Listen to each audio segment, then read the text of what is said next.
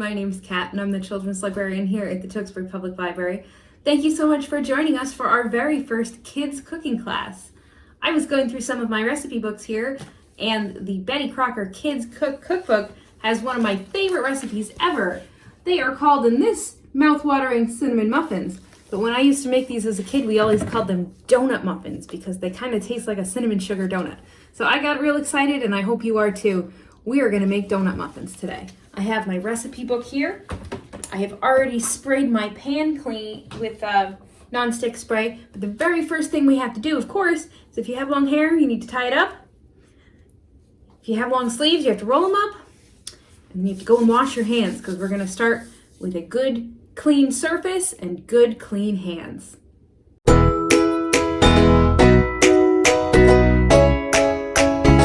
I have everything all set for our recipe here. The first thing we do is preheat our oven, which I've gone ahead and done, and spray our muffin cups with non-stick spray. You can see how shiny that is. If you don't have non-stick spray, that's okay. You could use a little vegetable oil on a paper towel and rub it in there. We just want to make sure the muffins will come out again when they're done. The next thing is to measure half of a cup of sugar, and I have a half cup measure here. And my sugar is right here. We're just going to measure half a cup. We want it to be right up to the top, but not going over. 1 half cup of sugar. We also want 1/2 cup of milk, and I have my milk right here. Again, up to the top, but not going over the side. 1/2 cup of milk. And 1/3 of a cup of vegetable oil. So, whoops, that's my half. Here's my 1/3 cup measure. It says it right on there. We need 1/3 of a cup of vegetable oil right in the bowl there. Okay. We're gonna whisk this all together here. I'm gonna move the camera down so you can see more of what I'm doing. We're gonna whisk this all together here. It's not gonna go perfectly because oil and water don't like to mix very well. But we'll let the sugar dissolve a little bit. And then we're going to add in 1 egg right here. And this will help because sugar, fat and water don't like to mix like oil and water, but they do if you add an egg. It's called a catalyst. It kind of moves things together. I like to crack mine on the counter. Some people like to do it on the bowl, but sometimes that can drive eggshell up inside. So you have a nice little spiderweb crack. Put your finger in and pull. There we go. And I'm going to throw the eggshell in the trash.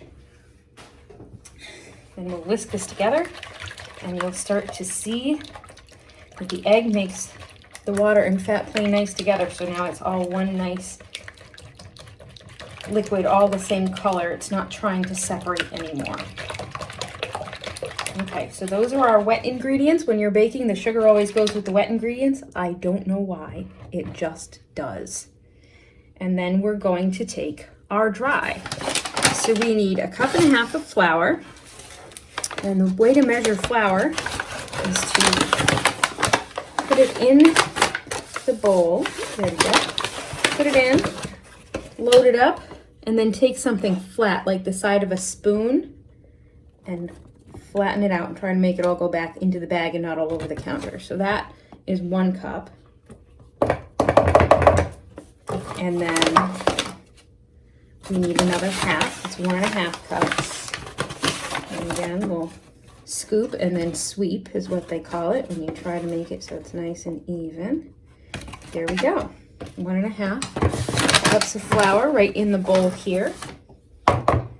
We also need 1.5 teaspoons of baking powder.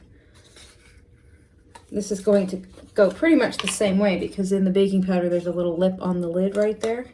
So we put it in, scoop it, and sweep it. And we need 1.5. There we go. 1.5 teaspoons of baking powder.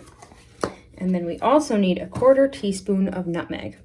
Now, my grocery store was out of nutmeg.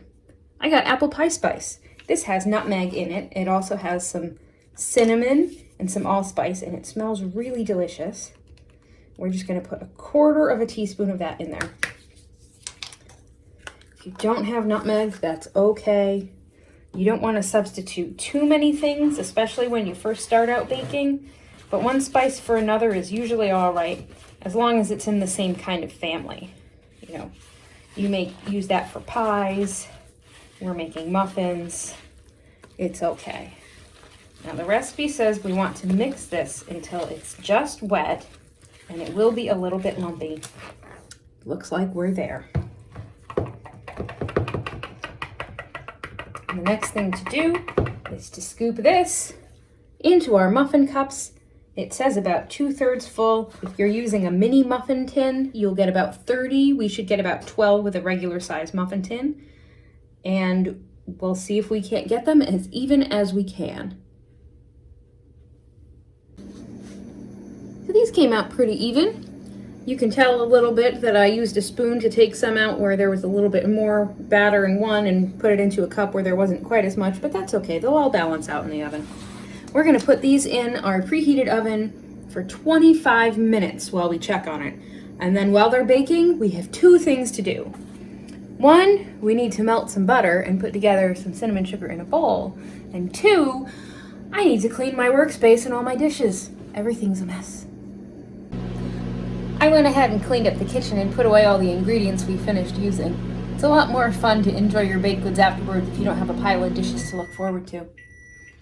You can probably hear the microwave beeping. I have melted the butter. I put it on half power for 30 seconds and then stirred it, and I did that a few times, so now we have some nice melted butter. I also have a half cup of sugar measured out, put in another bowl here, and 1 teaspoon of ground cinnamon. There we go. We'll mix that all up, and we're just gonna let this sit until our muffins are out of the oven. My timer went off and these look delicious. I am going to take a plastic knife, you can use a toothpick or anything else, put it right in the middle of one of these, and if it comes out clean, see, nothing stuck to it. These are all ready to come out of the oven, and I'm gonna use my pot holders and put them right onto the cooling rack. Now that these are cool enough to touch, we're going to put them into our bowl of melted butter here. This has been cooling for a couple minutes, so you can start to see the solids. It's just melted butter, there's nothing else in there. And then we're gonna dunk that into our bowl of cinnamon sugar and roll it all around until it's completely coated. Doesn't that look delicious? We're gonna repeat that with all 12 muffins. You wanna make sure that your hands are very, very clean before you start doing this.